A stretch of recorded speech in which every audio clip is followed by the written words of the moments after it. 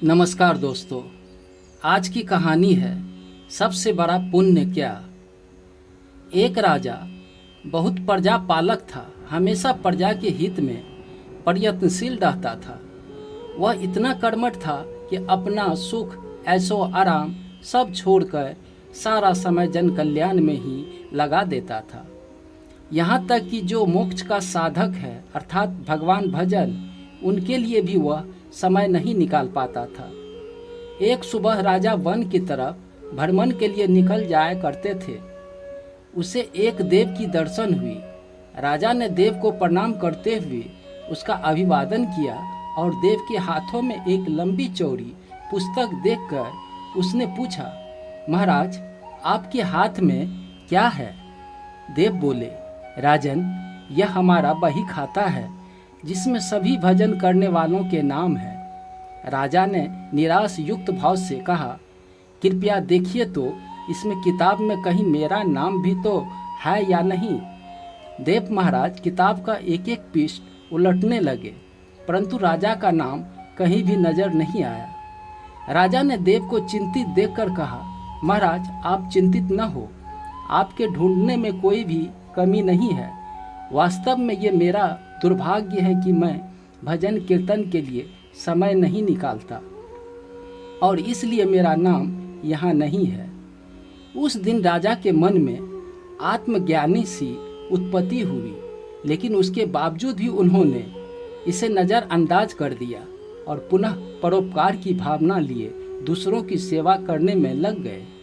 कुछ दिन बाद राजा फिर सुबह वन की तरफ टहलने के लिए निकले तो उन्होंने वही देव महाराज को दर्शन हुई। इस बार भी उनके हाथ में एक पुस्तक थी। इस पुस्तक के रंग और आकार में बहुत भेद था और यह पहली वाली से काफ़ी छोटी थी।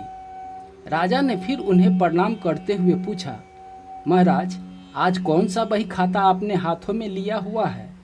देव ने कहा, राजन आज की बही खाता में उन लोगों का नाम लिखा हुआ है जो ईश्वर को सबसे अधिक प्रिय है। राजा ने कहा, कितने भाग्यशाली होंगे वो लोग, निश्चित हुए दिन रात भगत भजन में लीन रहते होंगे। क्या इस पुस्तक में कोई मेरे राज्य का भी नागरिक है। देव महाराज ने बही खाता खोला और ये क्या पहले पन्ने पर ही पहला नाम राजा का था। राजा ने आश्चर्यचकित होकर पूछा, महाराज मेरा नाम इसमें कैसे लिखा हुआ है। मैं तो मंदिर भी कभी कभार ही जाता हूँ। देव ने कहा, राजन इसमें आश्चर्य की क्या बात है। जो लोग निष्काम होकर संसार की सेवा करते हैं, जो लोग संसार के उपकार में अपना जीवन अर्पण करते हैं, जो लोग मुक्ति का लोभ त्याग कर प्रभु के निर्मल संतानों की सेवा सहायता में अपना योगदान देते हैं, उन त्यागी महापुरुषों का भजन स्वयं ईश्वर करते हैं। ऐसे राजन तू मत पछता कि तू पूजा पाठ नहीं करता, लोगों की सेवा कर। असल में तू भगवान की ही पूजा करता है।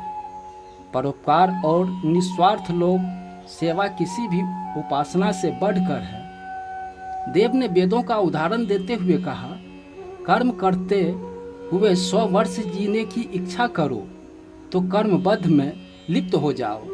राजन भगवान दीन दयालु है, उन्हें खुशामद नहीं भाती बल्कि आचरण भाता है। सच्ची भक्ति तो यही है कि परोपकार करो, दीन दुखियों का हित साध करो। अनाथ विधवा किसान निर्धन अत्याचारियों से सताए जाते हैं, इनकी यथाशक्ति सहायता और सेवा करो और यही परम भक्ति है। राजा को आज देव के माध्यम से बहुत बड़ा ज्ञान मिल चुका था और अब राजा भी समझ गया कि परोपकार से बड़ा कुछ भी नहीं है। जो परोपकार करते हैं वही भगवान के सबसे प्रिय होते हैं। मित्रों, जो व्यक्ति निस्वार्थ भाव से लोगों की सेवा करने के लिए आगे आते हैं, परमात्मा हर समय उनके कल्याण के लिए यत्न करते हैं।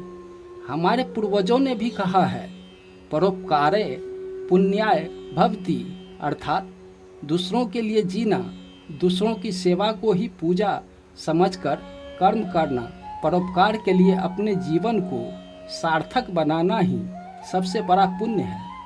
और जब आप भी ऐसा करोगे तो स्वयं ही आप वह ईश्वर के प्रिय भक्तों में शामिल हो जाओगे।